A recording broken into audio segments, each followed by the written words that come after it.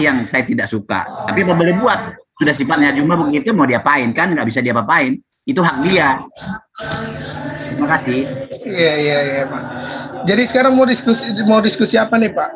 Yang saya mengalir seperti air saja. Apa saja yang dibicarakan saya ikutin.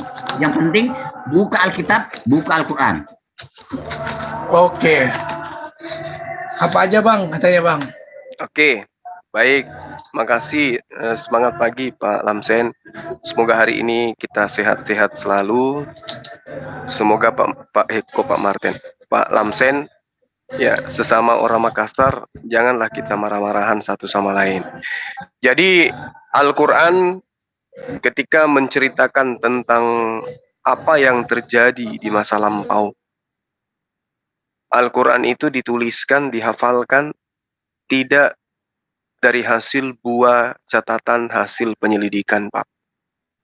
Tapi Al-Quran kemudian diwahyukan oleh Allah kepada baginda Rasulullah Muhammad SAW memberitakan hal yang terjadi pada masa lampau, masa yang ada pada masa itu, dan juga masa yang akan datang di masa mendatang.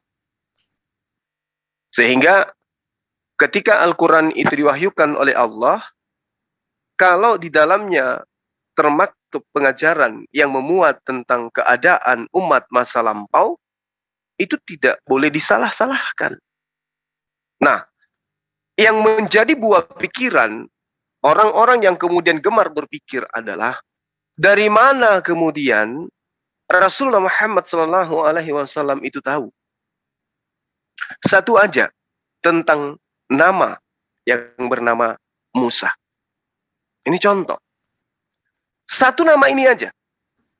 Orang yang hidup di zaman jahiliyah, yang padanya tidak ada kitab, yang padanya tidak pernah datang rasul, yang padanya tidak pernah datang nabi, kok bisa tahu tentang Musa? Dari mana dia tahu? Dia tidak melakukan penyelidikan. Dia tidak melakukan riset. Dia tidak melakukan belah pustaka.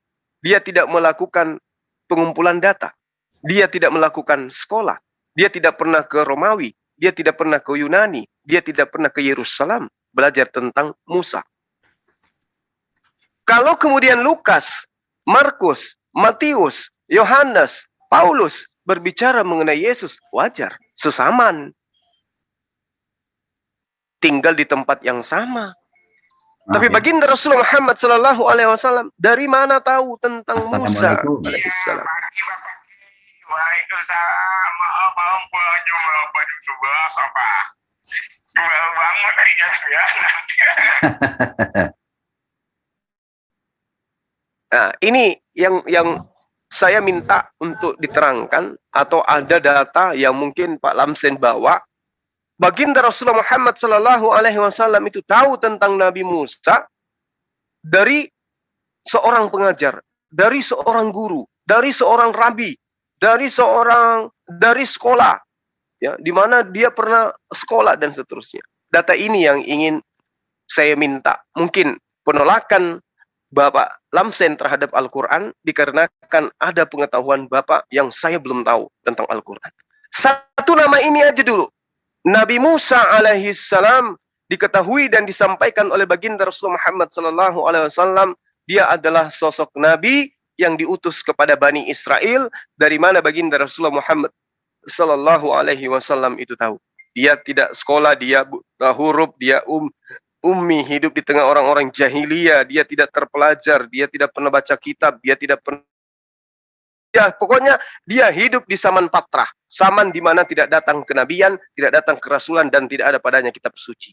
Silakan Pak Lamsen. Sedikit lagi, 15 menit. Dibuka Pak Lamsen. Iya. Terima kasih Pak Juma. Itu silakan Pak. Makanya saya ketahuan Pak Juma itu tidak pernah baca kitab-kitab lain, buku-buku lain, ya. Jadi saya baca dari ini pembukaan Al-Quran, tapi saya nggak bisa search, ya. Saya pegang di tangan saya ini ya sekarang. Saya baca ini di dalam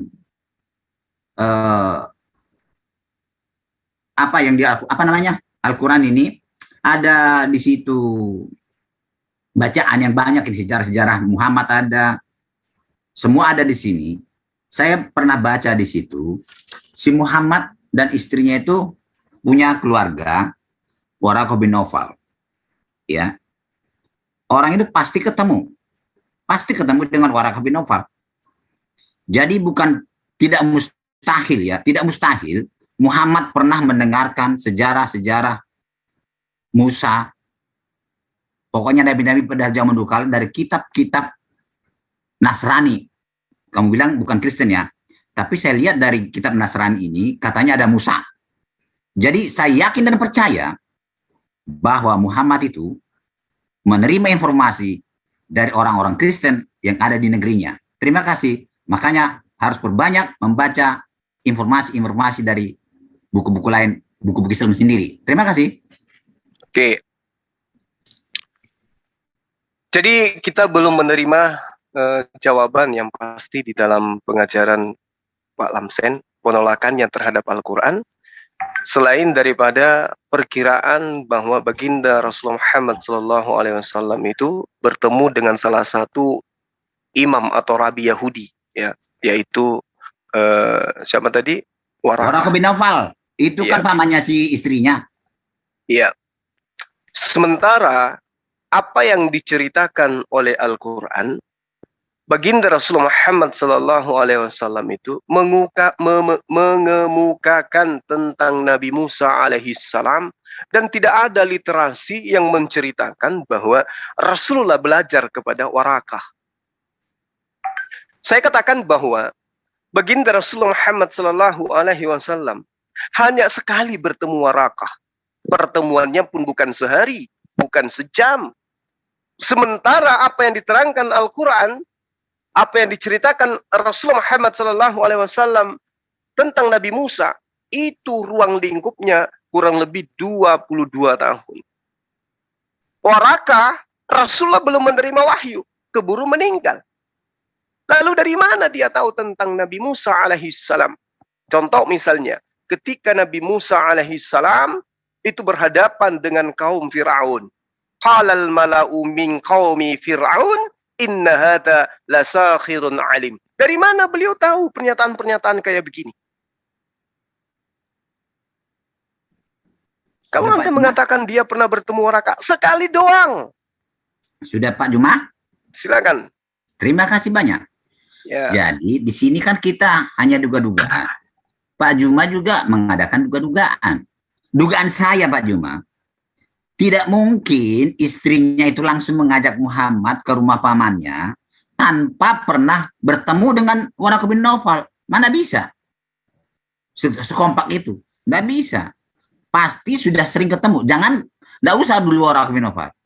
Di Arab itu sudah banyak Nasrani. Bukan Kristen ya Pak Juma ya. Kamu kan nggak ngakui Nasrani itu bukan Kristen tuh kan. Di negerinya sendiri sudah pasti banyak. Karena Al-Quran itu dicetak atau dibuat diterjemahkan oleh Waraqah bin Naufal.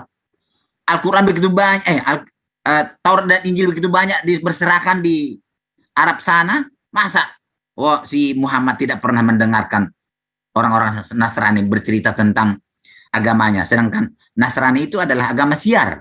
Pasti kita tahu agama Syiar itu.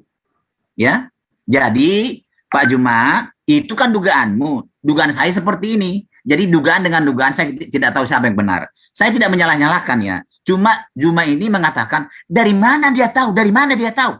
Padahal di Arab sana sudah ada Taurat dan Injil yang diterjemahkan oleh Waraqah bin Naufal. Artinya pengikutnya sudah banyak di sana. Nasrani itu Pak Juma tidak bisa dinafikan itu. Di Indonesia banyak Kristen, lebih banyak Islam. Tapi tidak bisa dinafikan bahwa Juma itu pasti pernah mendengar ajaran-ajaran Kristen. Apalagi keluarga sendiri. Si Waraqah bin Naufal itu pasti mengatakan kepada istrinya, kamu itu masuklah Nasrani. Pasti ngomong seperti itu, ajaran seperti ini. Jadi terserah sama Juma lah ya. Jadi pendapatmu dengan pendapat saya memang berbeda. Terima kasih Pak Juma. Saya juga mau panggil ini montir. Mobil saya rusak. Maaf Pak Juma ya. Kebetulan. Iya. Oke. Iya Pak. Jadi penolakan Pak Lamsen terhadap kebenaran Al-Quran itu karena adanya dugaan-dugaan menurut beliau. Saya katakan bahwa Pak Juma, sorry. Jangan kamu putar balikan. Saya tidak menolak. Nah itulah salahnya Pak Juma nih. Saya langsung bantah. Saya Anda tidak kan Anda membantah. menduga bahwa Rasulullah Membantah menerima perkataan pengajaran Juma. dari Waraka. Makanya kalau ngomong itu kan terlalu lancar Pak Juma. Nah, kalau Ya, bukan oke. menduga, terus tolong tunjukkan baginda belajar kepada Waraka. Ada nggak? Kan kamu juga menduga, saya juga menduga. Apa salahnya? Saya tidak namanya menduga, juga? Pak. Loh. Saya tidak menduga. Saya justru mengangkat materi ini. Satu kata Musa, dari mana baginda Rasulullah Muhammad Sallallahu Alaihi Wasallam tahu? Dari orang Nasrani di situ berserakan. Dari Nasrani. mana Anda mendapatkan data itu? Orang satu kampung masa nggak ada? Masa satu Nah, kampung? Itu ya, tidak. berarti Anda cuma menduga karena satu Iya, kampung. saya sudah katakan saya menduga. Al-Quran tidak pernah Nah, mengatakan. makanya saya bahwa bilang Bapak Muhammad cuma menduga hanya juga. Di situ tidak ada dikatakan hanya satu kali bertemu, tidak ada dikatakan di situ, tidak ada. Di mana tuh kamu catat itu? Hanya satu kali ketemu, tidak mungkin dan tidak ada. Rasulullah Muhammad Sallallahu Alaihi Wasallam ketika didatangi malaikat itu kemudian dilaporkan kepada Khadijah istrinya. Malaikat Lalu juga tidak kenal semua yang mendatangi dia tidak kenal. Justru yang lucunya ya, Khadijah itu lebih kenal dan lebih tahu bahwa yang datang itu adalah malaikat, padahal dia tidak melihat. Itu lucunya yang tidak masuk akal saya. Sekarang saya tanya kepada Nah. Bapak, di dalam kisah para Rasul 7, Loh, kok kita bicara ini Pak, Lukas menceritakan yang datang kepada Musa di dalam Bukit Sinai itu adalah malaikat. Dari mana Lukas tahu, Pak? Belum selesai kita ngomong ini sudah saya tanya pertanyaan yang sama. Dari mana Lukas tahu yang datang kepada Musa itu malaikat? Yang kita bahas adalah ini, jangan bahas yang lain. Nanti kita bahas. Saya menanyakan hal yang sama. Lukas menceritakan malaikat datang kepada Musa. Dari mana Lukas tahu yang datang kepada Musa itu adalah malaikat? Jadi kamu ketemu dengan saya kan nggak bisa seperti ini. Iya. Iya, karena Bapak menyembunyikan kebenaran. Oke. Asal ngomong aja, kamu makanya tidak bisa. Kalau jadi saya teruskan, Pak Lamsen ini menolak Al-Quran karena hanya duga-dugaan saja. Lalu saya menjelaskan bahwa Rasulullah Muhammad Sallallahu Alaihi Wasallam itu tidak sama sekali mengetahui tentang Nabi Musa sebelumnya. Wahal ataka hadithu Musa. Dan apakah telah sampai kepadamu kisah Musa? Isra'a naran faqala li ahlihil kuthu inni anastu nara la'alli atikum minha bikabasin au ajidu 'alan nari huda. Ketika Musa melihat api, dari mana kemudian Rasulullah Muhammad sallallahu tahu masalah ini? Dari mana beliau tahu? Anda mengatakan bahwa Warakah itu adalah menerjemahkan. Baginda Rasulullah Muhammad Sallallahu Alaihi Wasallam dikatakan sebagai orang yang ummi. Diterangkan di dalam Ulangan bilangan 32 nomor 21. Bangsa yang ummi, yang tidak tahu apa-apa, yang tidak bisa membaca. Jadi tidak mungkin kemudian baginda datang kepada Warakah belajar tentang Taurat. Itu hanya dugaan Pak Lamsen. Falamma atahanu dia ya Musa. Maka ketika ia mendatanginya tempat api itu, dia kemudian diseru, ya Musa, wahai Musa. Dari mana Rasulullah SAW tahu cerita tentang ini? Inni ana rabbuka fakhla'na laika innaka bil walidal muqaddasi tuwa. Sungguh aku adalah Rabbmu, maka lepaskan kedua terompahmu, karena sesungguhnya engkau berada di lembah yang suci, tua. Dari mana beliau tahu? Oh, dari Warakah. Siapa yang kemudian melihat baginda belajar kepada Warakah? Belajar tentang kitab Torah. 1400 tahun silam tidak ada literasi, tidak ada sejarah, tidak ada catatan, baik internal Islam maupun eksternal Islam, yang menceritakan baginda belajar Torah kepada Warakah. Artinya bahwa sampai detik ini, mau tidak mau, suka ataupun tidak, rela ataupun tidak rela, ikhlas ataupun tidak ikhlas, orang-orang harus memahami bahwa Al-Quran itu adalah kalamullah, wahyu Allah. Menolak ataupun tidak menolak, itulah faktanya. Orang yang semakin menolak Al-Quran akan semakin gelap hidupnya. Semakin tua akan cepat emosi, semakin tua giginya cepat rontok oleh karena menolak Al-Quran. Sedikit dia tidak akan mau berdialog dengan Bang Suma karena hatinya berkecamuk karena kebenaran Al-Quran sudah memenuhi relung hati dan kepalanya, namun imannya menolaknya. Itulah yang terjadi terhadap Pak Lamsen. Bukan begitu Pak Lamsen? Kabur bang. Kabur. Nah ini akibat kebenaran Al-Quran. Al-Quran itu nggak bisa dibantah. Jadi kalau dia mengatakan dia tahu karena dia belajar kepada Waraka, tunggu dulu. Waraka hanya bertemu dengan Baginda ketika kemudian Khadijah membawanya sesaat setelah Baginda itu ditemui oleh sosok makhluk gaib. Dan kemudian yang menjelaskan bahwa itu adalah namus, dia itu adalah malaikat Jibril, adalah orang yang mengerti Torah, orang yang mengerti Injil. Karena Waraka bin Naufal itu adalah orang yang tekun mempelajari Bible dan manuskrip kuno Nasarian yang diantaranya meramalkan, menubuatkan kedatangan seorang nabi baru di luar daripada Bani Israel, tetapi dia adalah saudara dari Bani Israel. Nah ini yang tidak dipahami oleh Pak Lamsen Nabauhau. Oh iya.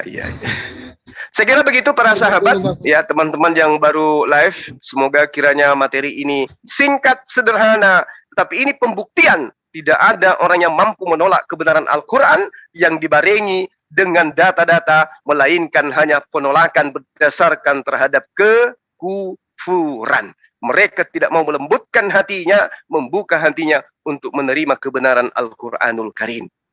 Saya kira begitu sahabat-sahabat sekalian, kita akhiri. Kalaupun teman-teman masih ada yang live dan ingin menambahkan materinya, silakan. Di sini ada adik saya, Ustaz Alif. Beliau lebih tahu dari saya, pemahamannya terhadap Al-Quran jauh di atas saya. Beliau bisa kemudian memberikan masukan atau tambahan daripada materi yang sedang kita bahas. Di sini juga ada Bang Munir, ada Bang Erwin, dan juga Bang Ian. Beliau juga ada di sini. Kemudian teman-teman pemilik daripada channel Lensa News Muslim, kemudian Akidah Channel, ada Adinda Alfa dan seterusnya, ada saudara Fensuma dan Ucok Tebas, ada Bang Erwin, ada Salulan dan seterusnya. Intinya mereka-mereka ini adalah orang yang terpelajar, orang yang lebih tahu tentang apa yang saya sajikan tadi. Saya pamit undur diri karena saya harus bergeser ke gunung seperti biasa, mencari nafkah siang dan malam demi untuk sesuap nasi buat saudara Sion. Demikian, wabillahi taufiq wal hidayah. Assalamualaikum warahmatullahi wabarakatuh. Salam satu Tuhan. Waalaikumsalam warahmatullahi wabarakatuh.